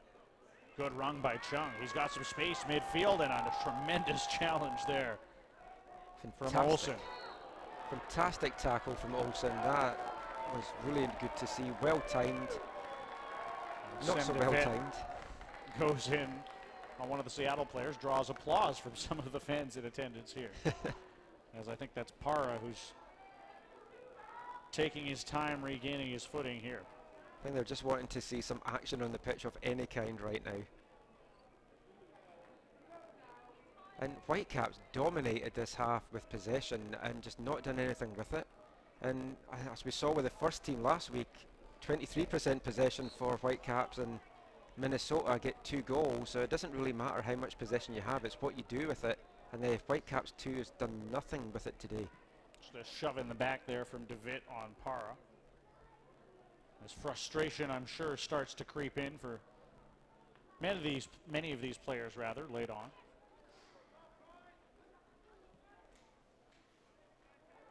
Ball through to center. Bit of a heavy first touch. And the Whitecaps are forced back deep into their own half yet again. Yeah, Seattle just happy to clear the ball anywhere just now, just see these last few minutes out. Chung getting more forward now after what we were just saying there. Almost on cue after I mentioned that he hadn't been very involved. But now out of position. And all sorts of space here. And on the near side, Gonzalez onto the ball. Amanda back to mark him as Parra gets possession. Parra towards the corner flag, trying to run out some of the time on the clock. Thomas Gardner all over him. Parra doing a tremendous job holding off 2 Whitecaps and draws a foul. It's one of those frustrating things in games. When it's your team that's in the corner flag, it's always good to see the time killed off, but when it's the opposition, it's one of the things I hate seeing in games. And Seattle's likely to take a short one here and just keep it in there. Oh no. They're not going to keep it in there, but it is shortly taken to Parra. Good effort there by Chung, couldn't hold it in play. And Sounders too are going to take their time here with the throw-in. As we move into the 89th minute.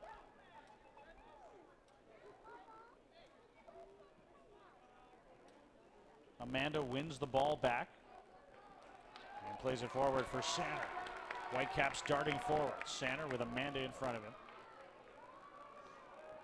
Cuts it back to David Norman. Now Thomas Gardner to Will Seymour. Lots of men forward for the Whitecaps as Norman is knocked off the ball in midfield by Narbonne, wins a free kick.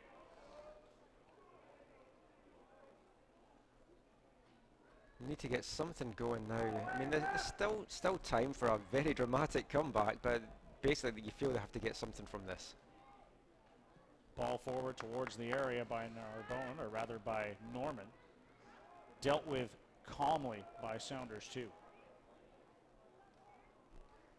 As the ball falls again to Brian Meredith, who's well on his way to another clean sheet. Less than a minute of normal time remaining. Did have some work to do early in the second half, but otherwise pretty quiet all in all for the 27-year-old keeper for Sounders too. His 4th game of the USL season, only allowed 8 goals. This would be his 2nd clean sheet.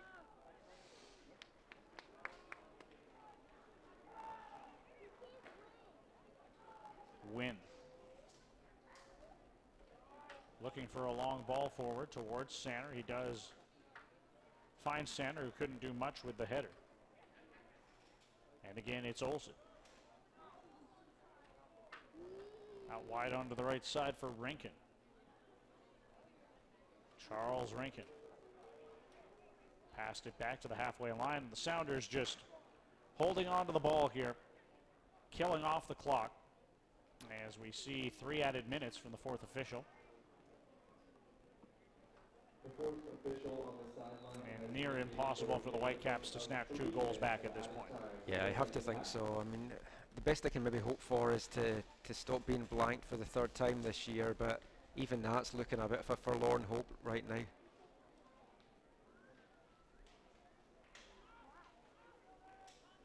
Mentioned the noon game July the 12th, which is a Wednesday out at Thunderbird Stadium. Whitecaps will play 2 home games in that week. Home July 15th, which is a Saturday, to Reno at 3 p.m. kickoff. That one also at T-Bird. So a couple of great opportunities to catch USL soccer in the Lower Mainland in the month of July. For tickets, go to whitecapsfc2.com. And a big challenge there from DeVitt. He might go into the book here.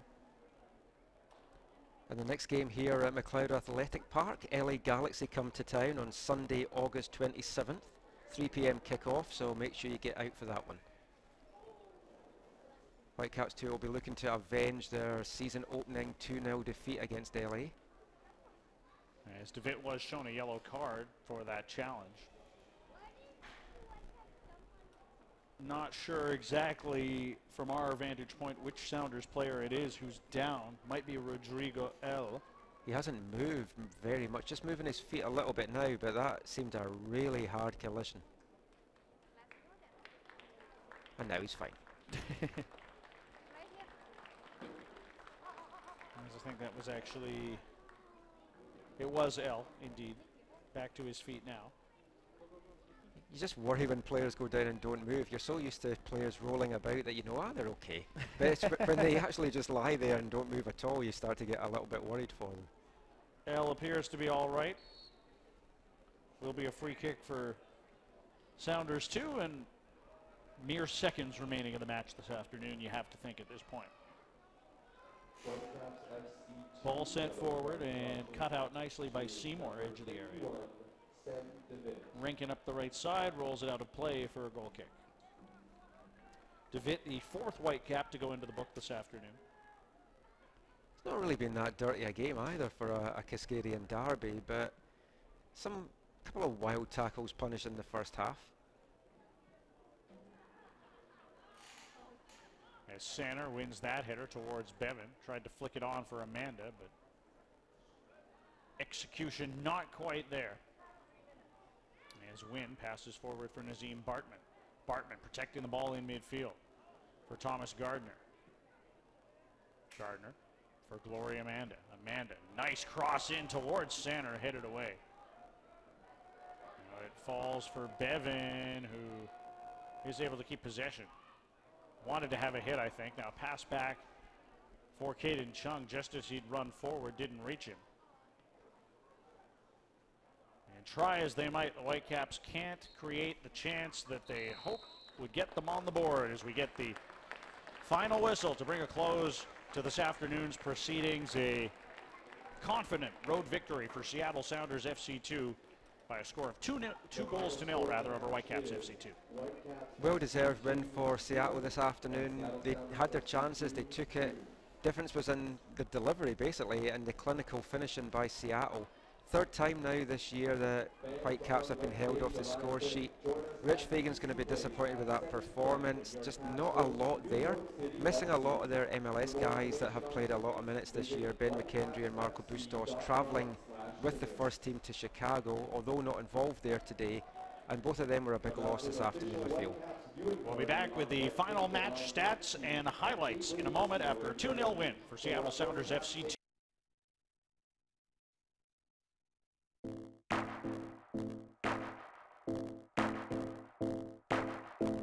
And once you go upstairs, the second level is basically split in two halves.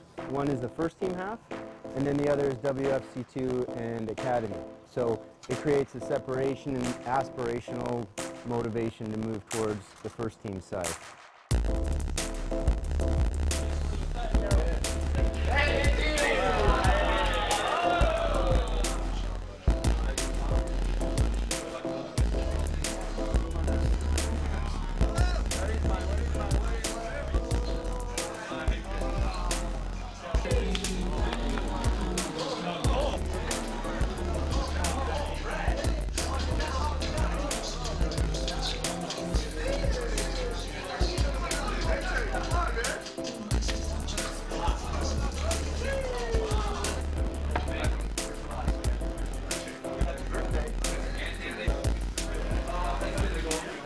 Amazing. First class, man. First class. They thought of everything.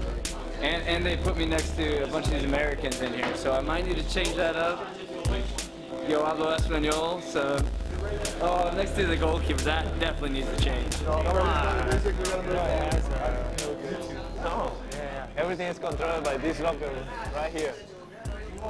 So every morning you have to come and tell me what music we want.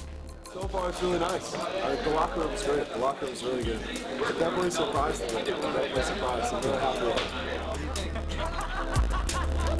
It's a European style with a lot of technology, and obviously for us, how the club is taking care of the players, giving us the tools to step every day in training. With everything we need is fantastic.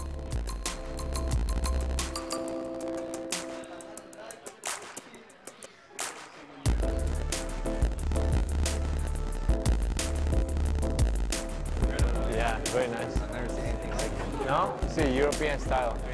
Like open, you can see face to face.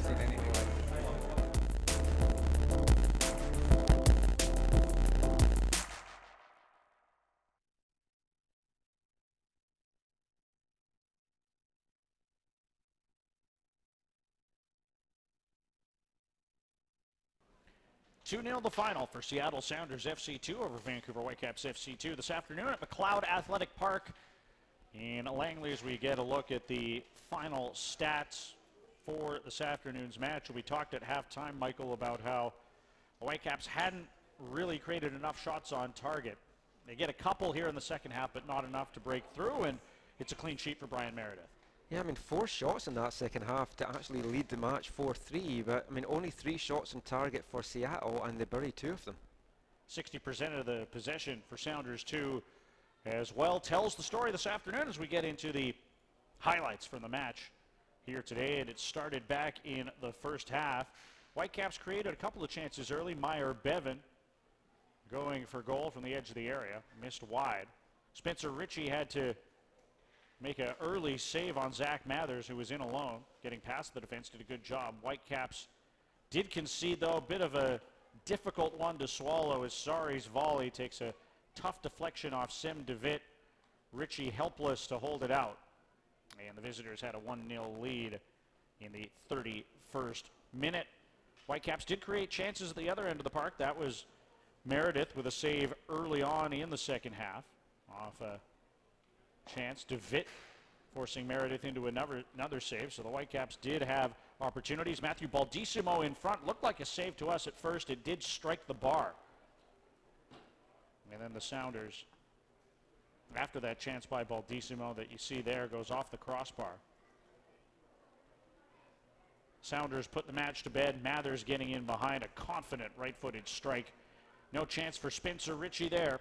Mathers with his team-leading 6th goal of the season completes the scoring this afternoon. Seattle Sounders FC2 defeat Vancouver Whitecaps FC2 by 2-0. For Michael McCall, I'm Brendan Batchelor. Thanks for joining us this afternoon. Enjoy the rest of your day, and happy Canada Day from Langley. This copyrighted telecast of the United Soccer League may not be retransmitted, rebroadcast, or reproduced without the express written consent from the United Soccer League.